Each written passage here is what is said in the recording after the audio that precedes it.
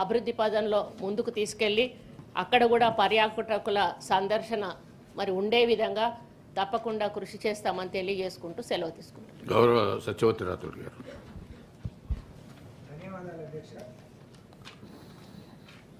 మీ ద్వారా గౌరవ మంత్రివర్యులకు గౌరవ సభ్యులు అన్న జీవన్ రెడ్డి గారు చెప్పినట్టు అనేక ఇబ్బందులు ఉన్నాయి.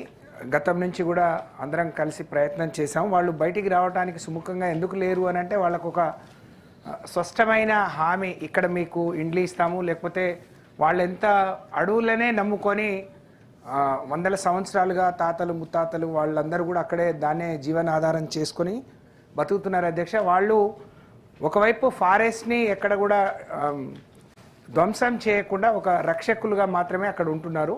వాళ్ళని తరలించే క్రమంలో ఒక స్పష్టమైన విధానం అంటూ ప్రభుత్వానికి ఉండాల్సిన అవసరం ఉంది అధ్యక్ష.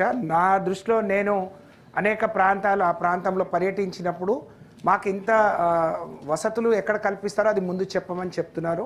అవి కల్పించే ఏర్పాట్లు చేయాల్సిన అవసరం ఉంది. అలాగే గౌరవ మంత్రి గారు అన్నట్టు 5 లక్షలు కాకుండా 10 లక్షలు ఇస్తున్నాం మంత్రి గారు.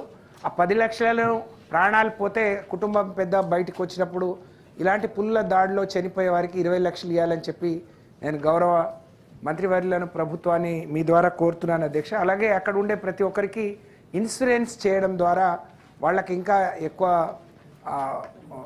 అంటే ఏదైనా దాడి జరిగినప్పుడు మెరుగైన వైద్యం కానీ లేకపోతే చనిపోతే వాళ్ళకు మంచి ఇన్సూరెన్స్ వచ్చే విధంగా, ఎందుకంటే గిరిజన సంక్షేమ శాఖ రాష్ట్ర కేంద్ర ప్రభుత్వాలు గిరిజనులకు సంబంధించి కొన్ని చట్టాలు నిర్దిష్టంగా చేయబడ్డాయి అధ్యక్ష. దాని ద్వారా కూడా రాష్ట్ర కేంద్ర ప్రభుత్వాల నుంచి వాళ్ళకు వచ్చే ప్రయోజనం ఈ ఇన్సూరెన్స్ లేకపోవడం ద్వారా రాలేకపోతుంది. కాబట్టి దాన్ని పొందే వీలుంటే ఆ అవకాశాన్ని కూడా పరిశీలించమని చెప్పి